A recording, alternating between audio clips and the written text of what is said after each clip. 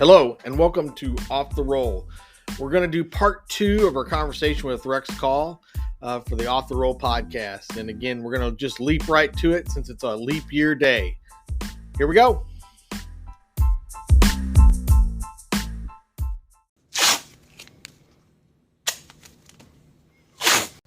So real quickly, so you get the job at DePauw, and then how long are you at DePauw before you get this opportunity at Pittsburgh? Well, yeah, so I go in 80 to DePauw, and oh, wow, I was the only, at that time, the only head athletic trainer. I mean, it was just me. So I took care of all the teams, men's and women's, and just the staff, the coaches. It was just a tremendous place. And Jim Dickerson and I, Jim calls me up. He goes, I'm going to do a workshop at Manchester University. Glenn Snow and I are going to do one up at Manchester. He goes, I'd like to do a workshop, have you host it and do it at DePauw. You and I will do one. Yeah. So I said, okay, yeah, let's do it. So 1981, then that summer, he and I did the DePauw University Athletic Training Workshop. It was probably three-day workshop. Yeah. And it was really for the first year, it was really a nice success. And so then we planned again for the second annual DePauw University Athletic Training Workshop. Well, I believe that Jim might have taken that Kramer job in sometime in that next year. So it ended up, he couldn't help with the workshop that from that point on, because he was so involved with Kramer, and they did workshops and things. So anyway, he couldn't kind of co-sponsor it with me. But so I went on and did the second, and then did a third one there. But those were really really fun workshops, and we brought in athlete trainers from around the state. I actually have some of the brochures, and I dug out. Well, this was the first one. This was I don't know if you can see that. I'm going to hold that up. Yeah. We had a tiger with a medical bag, July 19th to 24th, 81. And then lecture presentation chairman was Jim Dickerson. And then demonstration laboratory chairman was Rex Call. And then it was tremendous. We had Jim and I asked different athletic trainers, doctors from around the state, just come in, just give, a 50-minute presentation. Yeah. And, we didn't have much. I think we gave them a little stipend, but it wasn't much. I mean, they just came because they were great people. And I was looking down through the list. Denny Miller, head trainer at Purdue, Ray Baggett, football trainer at Indiana State, Peggy Grigsby, head trainer, Mississinawa High School, Glenn Snow, Floyd Central, Don Vogelsang, Jay Bradley, Dwight Fraze, who was at Newcastle. Yeah, still around. Yeah. John, and I told you that Mel Blickenstaff's son-in-law. Yeah. Yeah. Yeah. And John Schrader, IU, Andrea Sager, Ball State, Myron Unzicker, Ball State. Yeah. Jim Russ, assistant trainer, Purdue. That was before he went to Notre Dame. Yeah. Dr. Mark Stevens. So that was the first year, and then so I did the same thing those next 2 years. I had Davy Craig came down either second or third year, did a little presentation. Chuck Combs, who was Davy Craig's partner in Indianapolis Greencastle, or Indianapolis Physical Therapy and Sports Medicine. They had some physical clinics. But just Bob Burkhart came down from Wabash. I think we had maybe Bob Benke came down, or Ken Knight. But just tremendous. I just looked down through that list of these athletic trainers that came over for these workshops. And I still occasionally run into some kid that, now is an adult that said, hey, I came to that DePauw workshop that you did, years and years ago. So it's kind of, I think neat to see that. When I was in high school, and they were, I think, because I remember they basically like I got called down to the office because I was the 8th grade football manager. And so I got called down to the office, and I think that my AD guy named Don Rapp goes, we're going to look, but we think DePauw puts on an athletic training workshop. This is an 80. So I said 82 is 83. Yeah, And 83. Yeah. and so somehow or another it did not line up, or I don't know, were you still doing it in 83? Yeah, we did 81 with Jim, and then I went ahead and did it by myself, 82 and 83. Yeah. So the That was the summer, last. They yeah, might have done after I left DePauw. I think they might have done another one or two. yeah.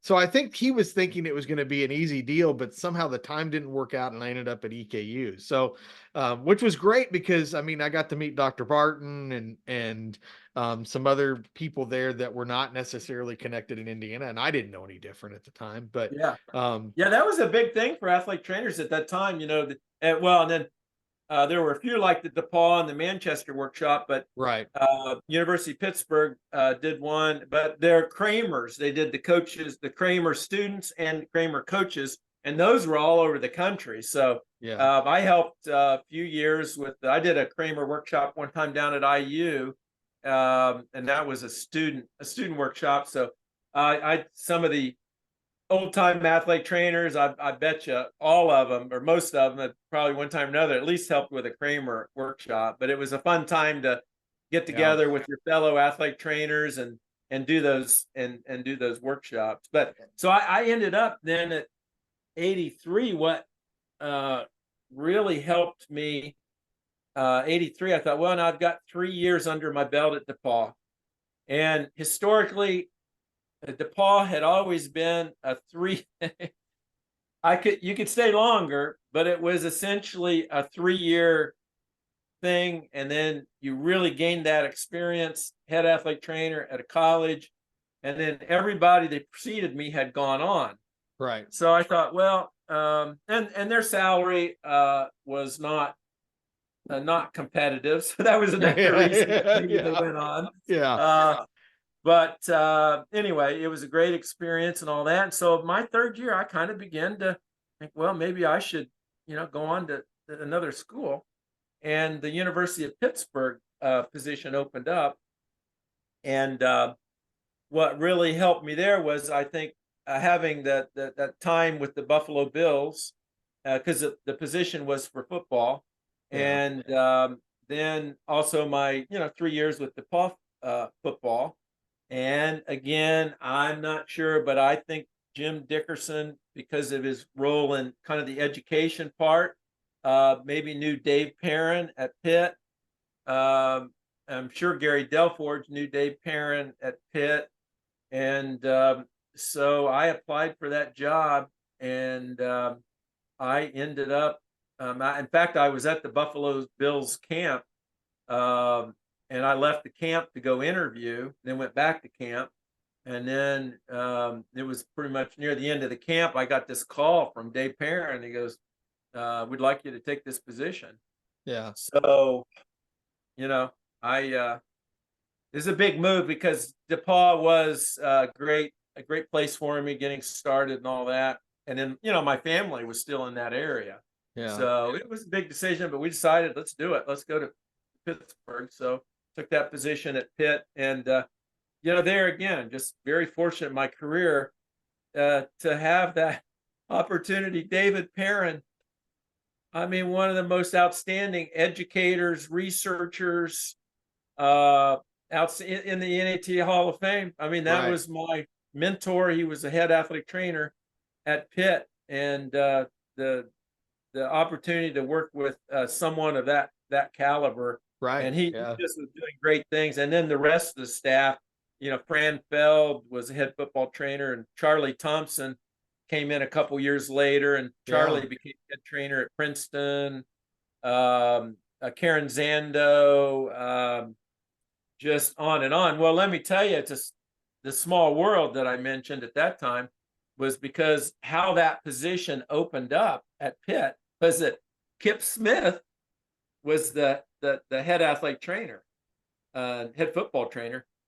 He left Pitt to go to IU to take the head athletic trainer job at IU. So they moved Fran Feld up Fran was Kip's football assistant. Yeah. They moved him up to head football trainer, and then that assistant position became open, and that's the one I applied for. So that position opened up because of Kip Yep. Smith, and then Kip was so highly thought of at Pitt. The staff there, I mean, I was hearing great, wonderful things about Kip, and I think he still had his house in Pittsburgh for a few months or maybe a year before it finally sold. So he did come back and forth a little bit, and I was at a couple of the staff ATCs would get together and with Kip, and so I kind of got to know Kip and what an outstanding athletic trainer he was. But then he was at IU, so as it turned out, then after really 4 great years at Pitt, and probably a highlight there was getting to go to the Fiesta Bowl with them, and then who was on that Pitt team? I'm trying to think. Oh my, they were pretty good. The NFL, and they have coaches. Terrell Austin was a defensive back, and he is now the defensive coordinator for the Pittsburgh Steelers. So Terrell, I took care of Terrell, and he was a great kid and a good athlete. And then Bill Fralick was probably the best offensive lineman in college football, and ended up with a great career with the Falcons. And sadly, he passed away just a few years ago. Oh wow! They called him Bull. His nickname was Bull, and he was a great guy. He was a good guy, just a really good guy for the Fran and I, athletic trainers working with him. He was just a good guy. And in fact, he came with us over to Philadelphia, and our team orthopedic doctor did a workshop over there for coaches. And Bill went as a player and kind of gave a player's perspective and a presentation. And he's just a really tremendous guy, but one heck of an offensive lineman. Troy Benson played for the New York Giants. Tommy Flynn played for the Green Bay Packers, was a DB. On and on and on. There were a lot of guys that made it to the NFL, and then some of them still coaching. And in that coaching staff, of the years I was at Pitt, just a lot of coaches that were there that came and went. And Foge Fazio was the head coach at that time, and then Mike Gottfried followed him. And then Mike Gottfried went on to broadcast or be a commentator for ESPN for college football. But just a lot of tremendous coaches. They're still out there. They're still out there coaching. So what a great experience that was. But I ended up leaving Pitt and going to a big physical therapy group in Western Pennsylvania. Just had this opportunity to get to this clinical setting, and these guys were really that owned this clinic were just doing some great things. And the salary at that time, I mean, honestly, the salary was going to be about 30% higher than what I was getting at Pitt. I had 3 kids by that time. Right. Yeah. Yeah. So it was like, well, I like Pitt, but I gotta make more money, and it was in that setting. So I moved to that with that physical therapy group. But there I ended up really, I think what was beneficial for me in my career at that time was getting into that setting. And they had 5 different offices, so getting to know all the PTs. I was the first athletic trainer they had ever hired there. Oh wow! Okay. Yeah, so that was kind of a new land breaking thing, and then they knew at Pitt and were excited to have me, but in a way, they still had never worked with an athletic trainer. Yeah. And so that was exciting for me and for them.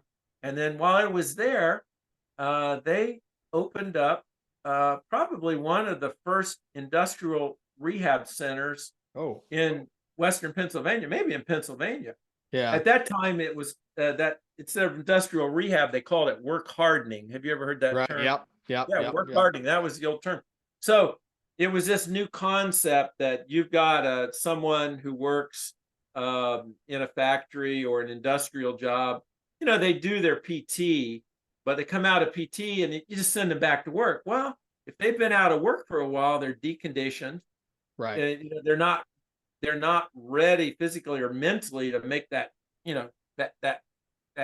trip back to work and get going again, full 8-hour day. So this whole work hardening was kind of the buzzword. And so I went to a couple workshops and things with the PT staff and put on by Keith Blankenship, who was kind of the guru of work hardening at that time. And so really learned how to do functional capacity evaluations and stuff about ergonomic analysis, and how you could test the individual and to make sure that they could meet the physical demands of their job and be able to do it for an 8-hour day. So they were doing some groundbreaking things there, and brand new center.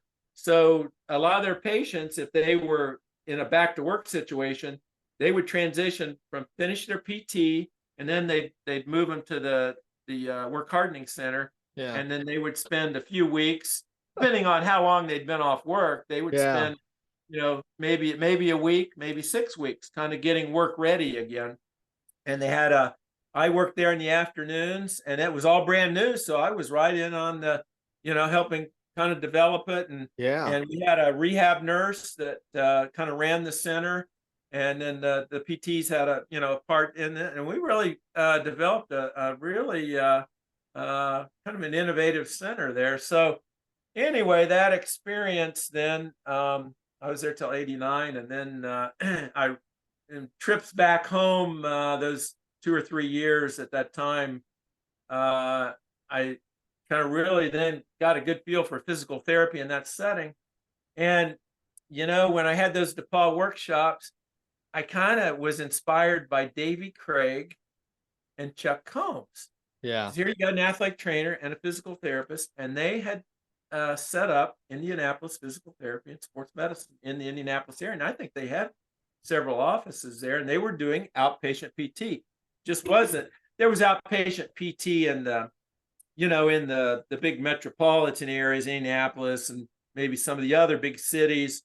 Right. But not a lot. And then definitely when you got in the outlying areas of around Indiana and Greencastle, Crawfordsville, and some of the, cities, smaller cities and things, there wasn't any outpatient physical therapy at all. Right. And in Pennsylvania, when I was out there was outpatient physical therapy everywhere. So, I got to thinking, like, wow, I wonder if I could be a part of starting up an outpatient physical therapy center in the Greencastle area. And so I put together a group which consisted of a nurse, a physical therapist, another athletic trainer. So we started a company, and I spearheaded that, and we kind of did a lot of planning and a lot of homework, and decided that Greencastle had enough industry and was big enough that an outpatient PT, really there was a big need there for outpatient PT. So we went in and put that physical therapy center in. It was called Greencastle Physical Therapy and Sports Medicine. And so that's probably, a little known. A lot of people probably have forgotten that I was involved with that. But I would say that was one of my biggest accomplishments, was just seeing that from the concept all the way to getting that in, and it was almost immediately successful. It was successful from the get-go, and what a great experience that was, setting that up. And so then I ended up we helped several high schools get their first athletic trainers. Oh, wow. Now, that included Greencastle High School, South Putnam High School, Cloverdale High School. Now, I mentioned North Putnam, it had Leroy Blocker, but he had retired, I think, by that point. Yeah. And so he wasn't, we ended up helping North Putnam. So we did an outreach contract with all the county schools with athletic trainers. And then we ended up doing a contract with Danville. And then I actually helped Avon. They had decided they were going to go on their own. But at one point I had talked to them about, hey, we can provide you with an athletic trainer 2 or 3 times a week, the other county schools, and Yeah. these are the benefits of having an athlete. Because most high schools didn't have athletic training. Right. Exactly. So they were very interested, but then they got so excited about it, they decided to actually just hire their own athletic trainer. And I said, well, that's fine. I said, I would gladly help you, with the Yeah. process and all that. So I got a call from Rex Sharp, and he said, hey, I heard you're, maybe helping over there at Avon. They're looking for their an athletic trainer over there. He goes, I want to recommend Angie Miller. Yeah. And so he gave a really outstanding recommendation, Angie Miller. I passed that along to the AD at Avon at the time, and Angie ended up getting that position. Yeah. So again, that Ball State, Yeah. that Ball State network there.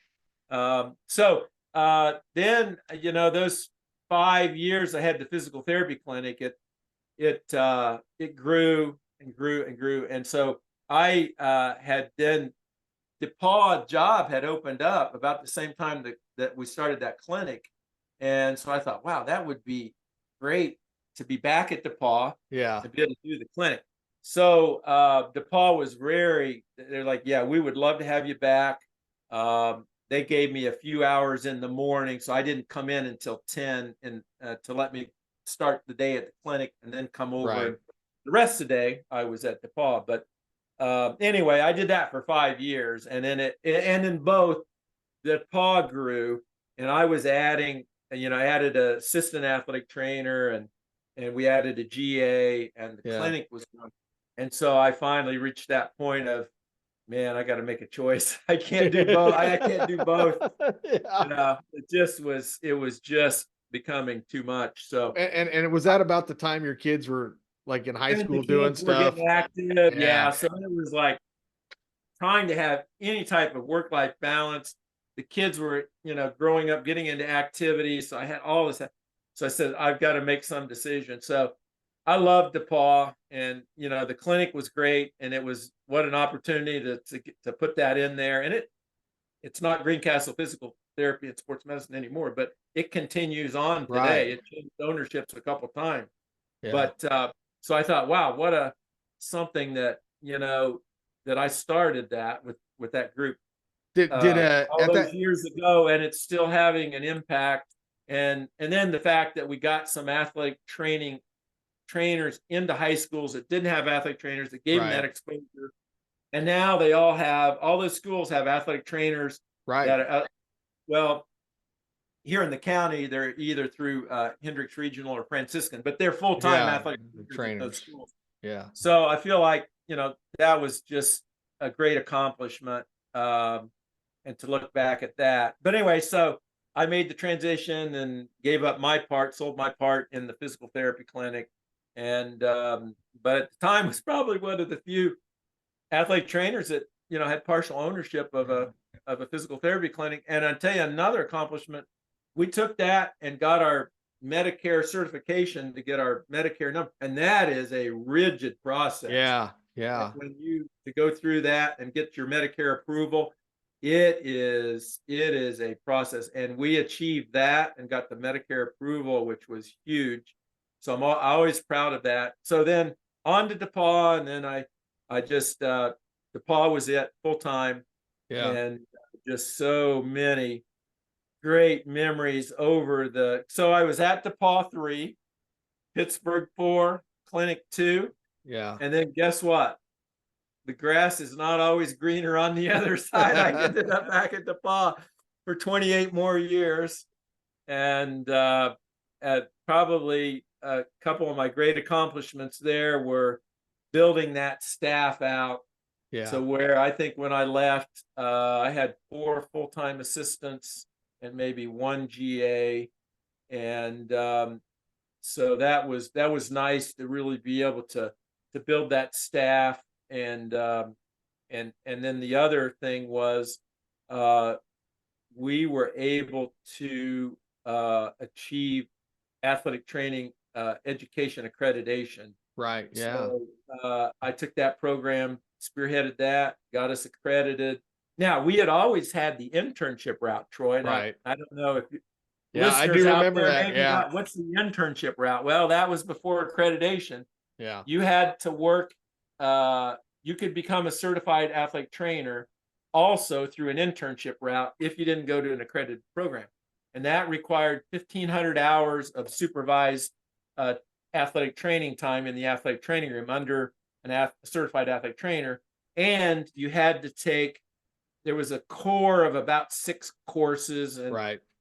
off the top of my head, it's like anatomy, exercise physiology, care and prevention, maybe a care and prevention, advanced care and prevention, Yeah. and maybe a rehab. There were like 6 classes they required.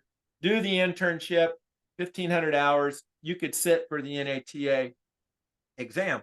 Yeah. So for a long time, many years at DePauw before we were accredited, we had athletic training students. We had a great athletic training student program, and they became certified through that internship route.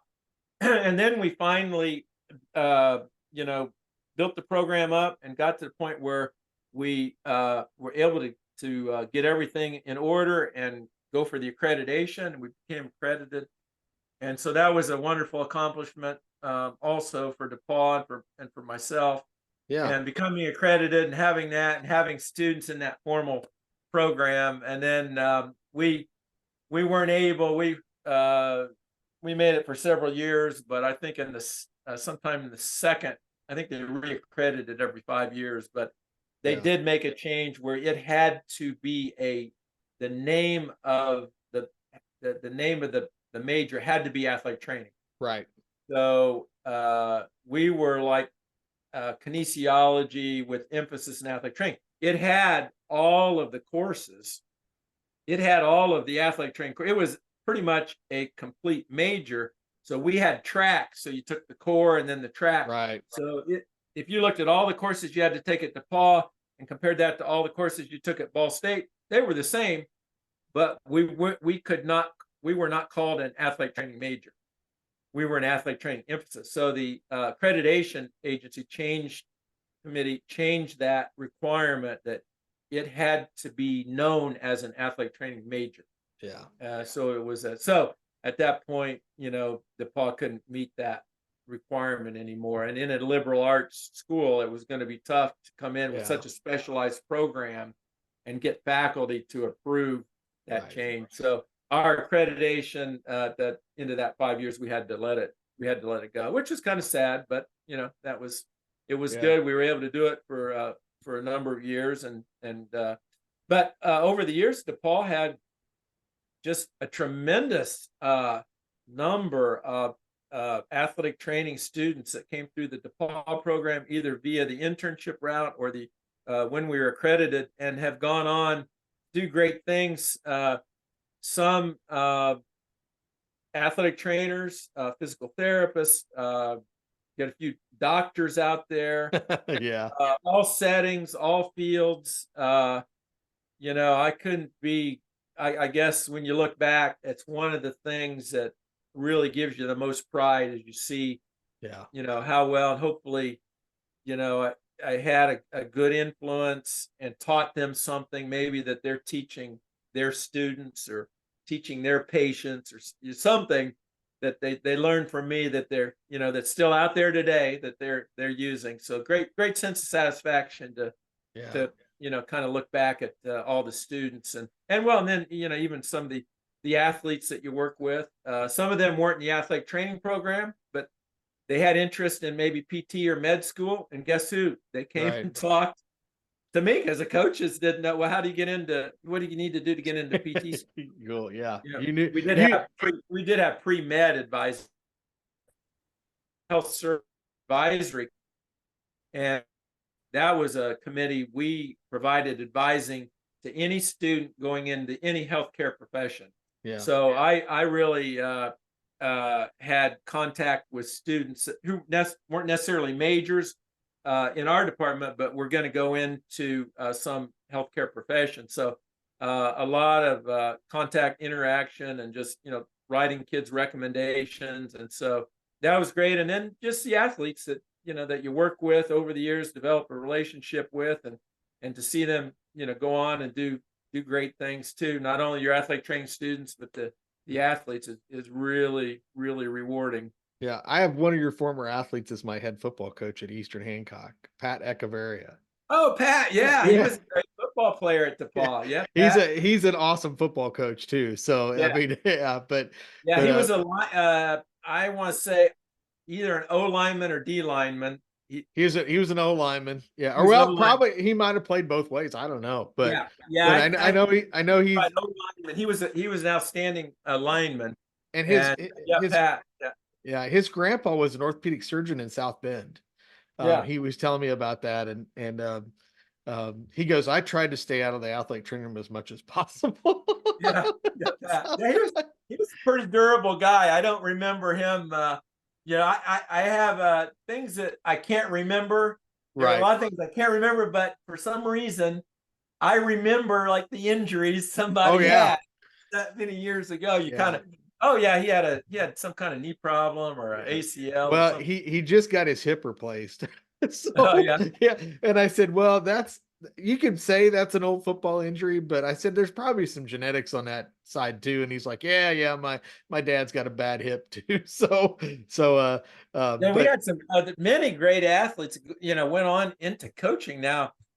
Uh, Probably the one everybody talks about is Brad Stevens, right, yeah, yeah. and he played basketball at DePauw, and then just had this storybook career going on into the Butler and on in the NBA. And the interesting thing, I don't know people make this connection, but his dad is Dr. Mark Stevens from Ortho Indy, who's Yeah. retired now.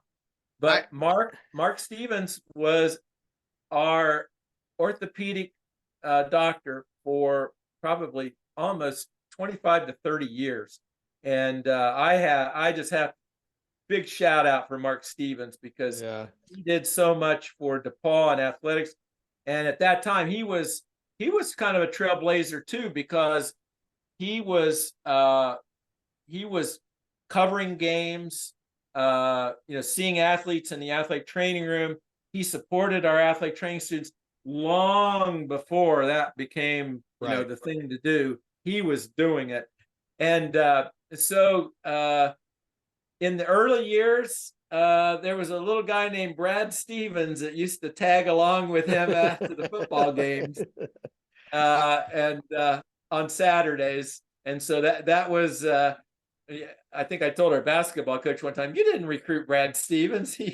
He got his introduction to DePauw hanging out with his dad in the training room and on the football sideline. That's why he came. Yeah. And I actually have and I don't know when I was moving out of Ball State, when I was cleaning out my desk, and you probably did this too, but I had these folders, and one of them was an athletic training article that was in an Indianapolis Star, that there's a picture of him when he was at Zionsville on a taping table getting his ankle taped, and they're talking about athletic trainers. I need to dig that out and send it to you. But well, and then I was honored too. yeah.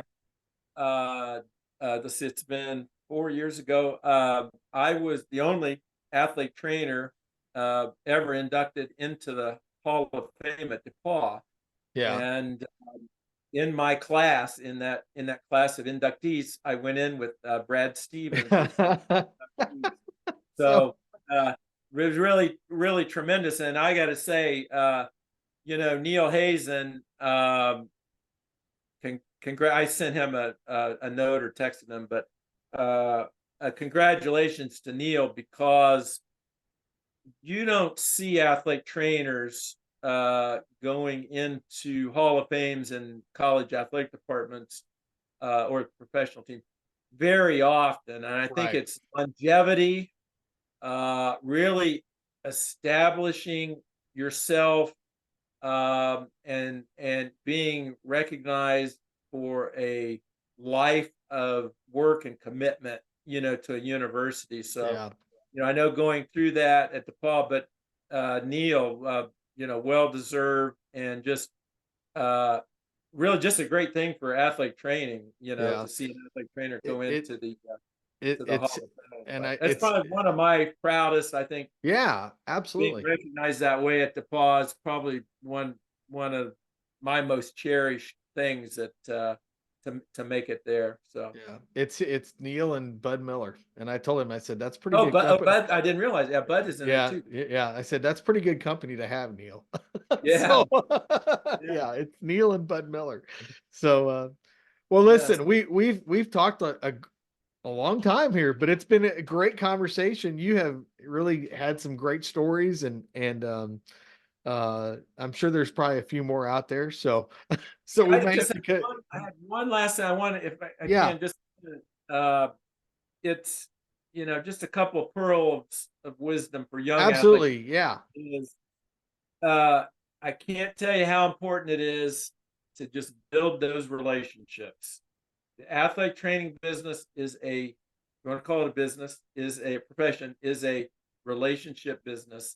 And when email came along and towards the end of my career, I always told my staff, I know you could text them, I know you could send them an email, but you will help yourself out tremendously if you go down the hall, take the elevator up the stairs, go to their office and deliver that injury report and spend a few minutes face to face with that coach, or talk to that administrator. I said, develop that relationship, because if you look at and say, hey, these are athletic trainers that have really been successful, it's because they were able to develop those personal relationships with the coaches, the administrators, with with the athletes. So I think I think that is really, really important to do that,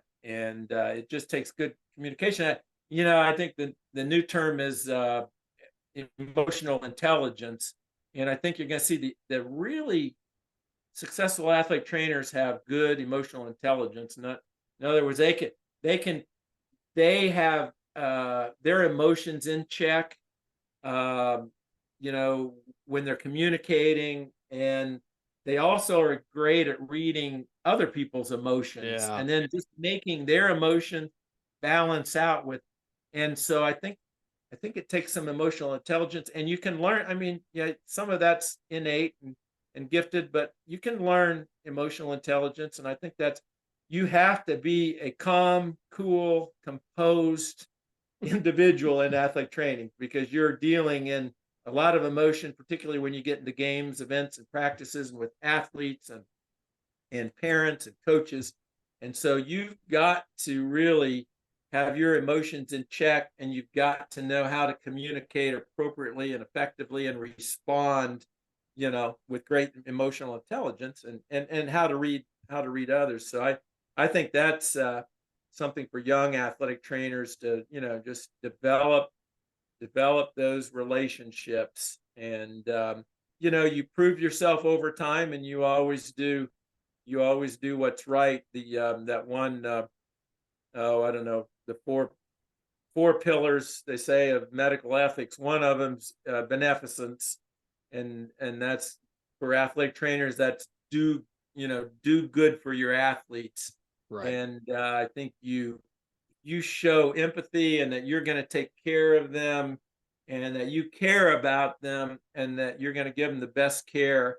That's how you win respect. And I think that's how you become successful in the athlete training profession. You just have to do it that way.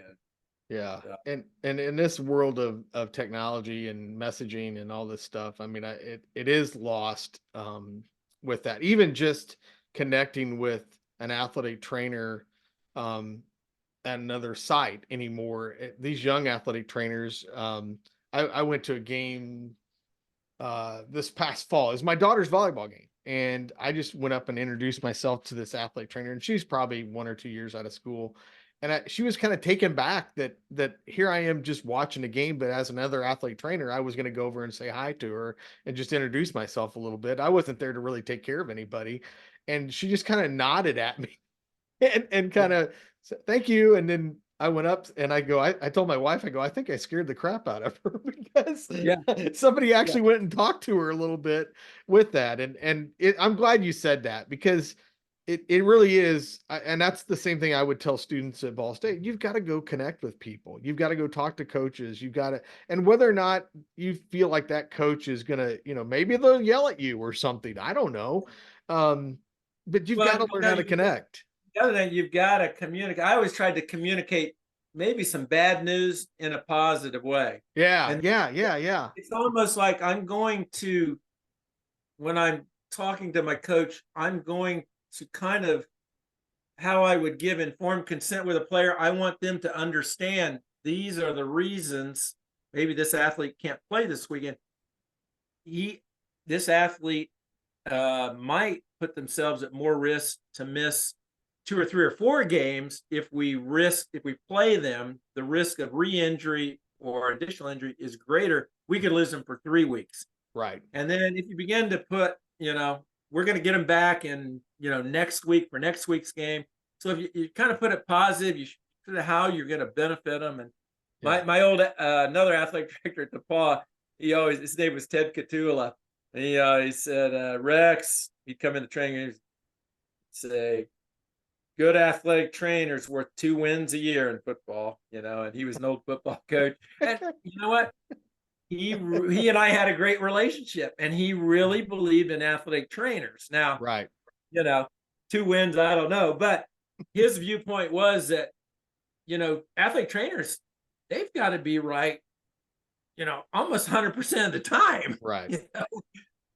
A coach can, call the wrong play, or, they can be wrong, quite frequently.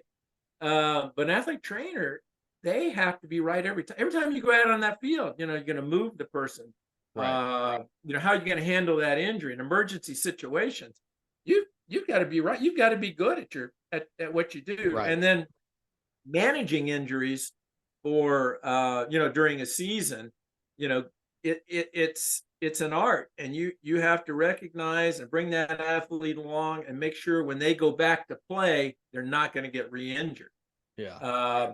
So there is. If I'm a head coach at a professional or college team, probably to me, it's not always this way, but probably the top 3 or 4 people on my staff, big time NFL or college, is going to be, probably my offensive coordinator, defensive coordinator, my strength coach, and my athletic trainer. Yeah.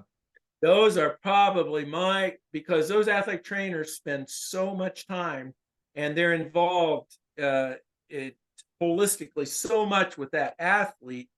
And they have to be one of the most important decision makers on that staff.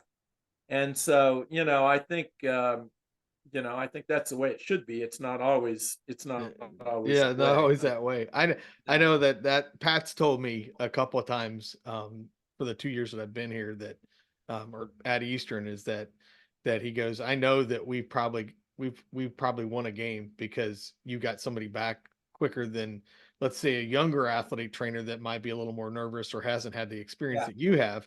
And I go, and that's what I tell them is that you guys are the beneficiaries of all the time, the 30 years before at Ball State or Indiana State or St. Joe's that I was doing that stuff.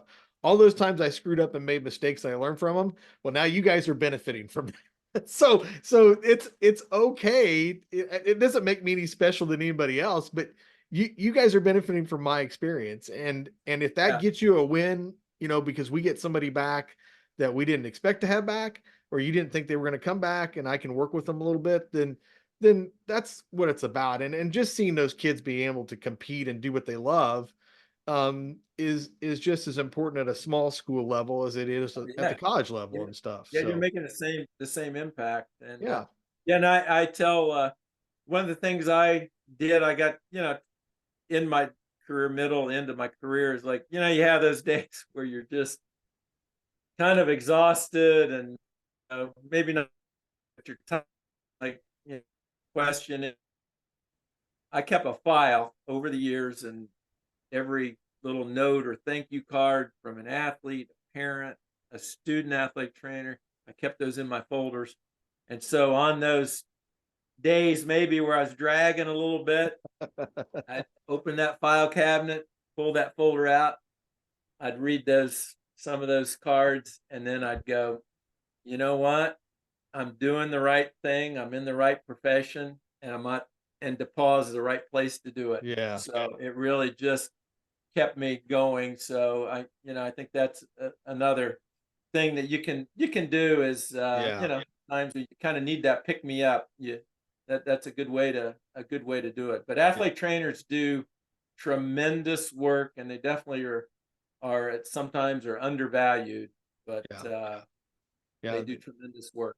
Yeah. And it is, I mean, I think that's, um, I mean, even Pat was one of them this year that like that when because we won a sectional in football. I hadn't won a sectional, well, probably since he was the head because he was at Eastern Hancock before and then went to Zionsville and Pike and then came back to Eastern Hancock and and they were, people are getting pictures with the sectional trophy like they do now and stuff and posting on social media. And he's like, have you got a picture yet, Troy? And I'm like, nah, it's okay. And he goes, no, no, no, you need to get a picture with this.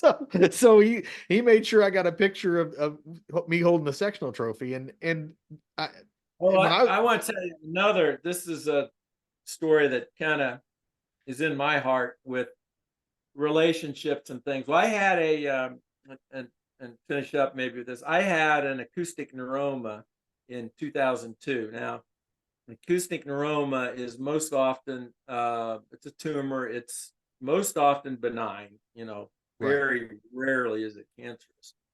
But the challenge with an acoustic neuroma is its location, and they are located between and around the vestibular cochlear nerve in the base of the yeah, skull, and then heading towards the brain stem. So bad location.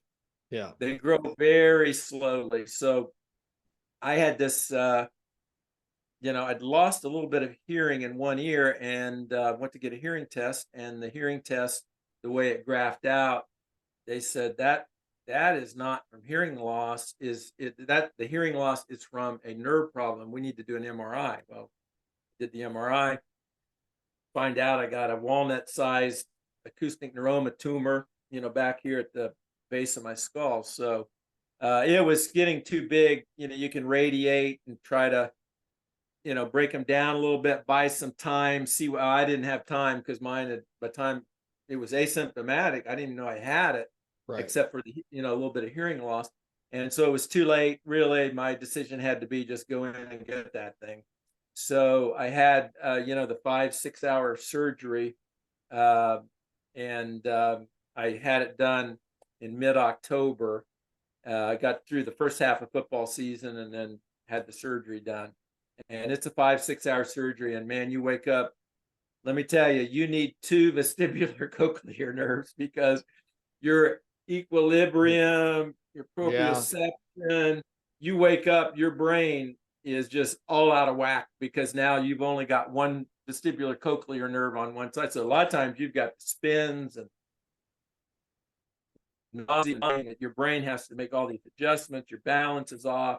Your hearing, you completely lose your hearing in that ear because they remove that nerve is typically removed, the tumors around it.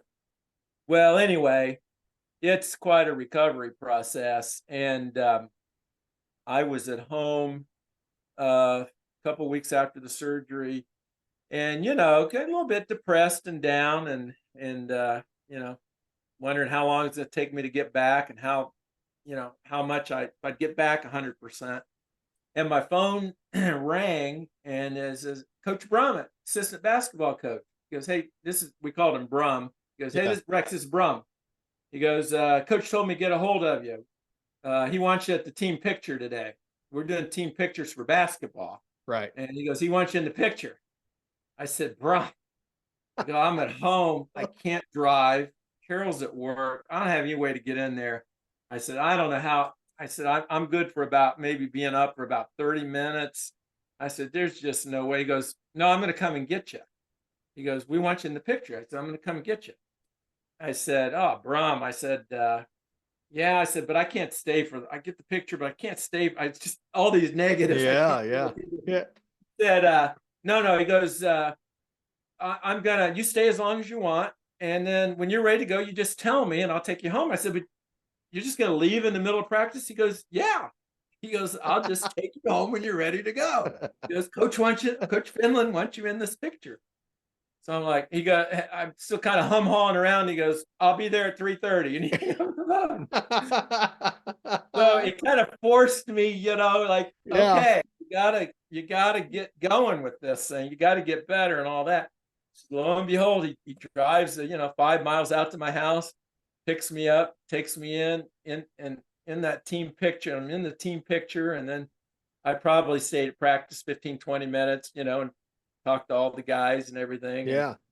And it really was a pick-me-upper. And then, Coach Brum brought me back home after that. But I'll tell you, that's what I'm talking about. Just that relationship, and to know that they made that effort to, you're going to be in that team picture and we're going to come and get you. And at that time, I really needed that. And so I got a special place in my heart for Coach Brummett, and Coach Finland retired recently. Well, and all the DePauw coaches were like that. But that particular just little story. Yeah. And I say, I got to give a shout out. I don't shout out for Wabash very often, but I love Coach Brummett. He is the head basketball coach at Wabash College. Okay. They won the NCAA conference basketball tournament this weekend. Okay. Played 2 great games, and will advance to the NCAA Division III basketball tournament. He was Coach Brummett was probably 6-7 years at DePauw, and then ended up being head coach at Wabash. He's done great things over at Wabash with the basketball program. So that's Coach Brum, and he and I are still good friends today, as well as Coach Finland. So, but that's what it's all about right there. Yeah, no, it is. And I think that is a great way to kind of end this right now, because I think that it's more, sometimes we all get concerned about the pay and respect and all this stuff. But to me, that is the ultimate respect, is that they value you not only as an athletic trainer, but as a person, because they want you connected with their group and their team. And it takes a village to really, good coaches realize that when you have good people around those kids go on and do great things, and maybe not necessarily in that on the basketball court or the football field or the track meet or whatever, but if you've got good people and good examples around them, and athlete trainers usually do a pretty good job of that, then you want those people around. So definitely. Yeah. Well, I want to thank you for being on the podcast. This is now, looking at it, it's probably going to be a 2-parter. So, which is fine. That seems to be that season 2 has been a 2-parter here recently. So that'll be perfect. But again, just hang on here for a minute. I'll make sure that we get stuff going on the download. But okay. So I really want to thank you for inviting me to be on the podcast. And, it's awesome. Exciting to see the the work you're doing with the podcast, and it's great for everybody to be able to get on there and hear the stories about Ball State and the great traditions. Yeah. All right. Well, we've gone off the roll with Rex Call.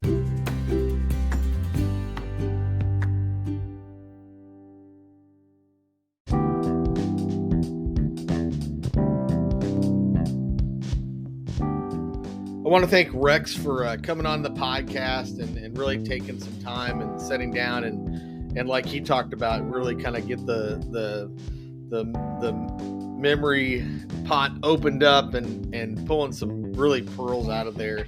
I can only imagine what was being discussed around that taping table with Don Vogelsang, Jim Dickerson, and Ron Sindri all smoking their pipes. But it was a totally 70 things to do back then. Again, I really want to emphasize that if you really like the podcast, give us some likes on whatever podcast platform you're on. Some feedback, you can reach out to us on X or Twitter, formerly Twitter, at offtherollpod1, or you can email me at offtherollpodcast@gmail.com, or reach out to me on my personal Facebook page. Or any other social media that might be out there, to just tag me in and let me know how things are going or what you think of the podcast. So really appreciate this. Again, these podcasts, especially with these Indiana athletic trainers, are really cool because it's the 40th anniversary of our Indiana Athletic Trainers Association. So hopefully we're dialing some of these podcasts up to get a little history going with the IATA as well. So everybody have a great day, and we'll see you back here soon.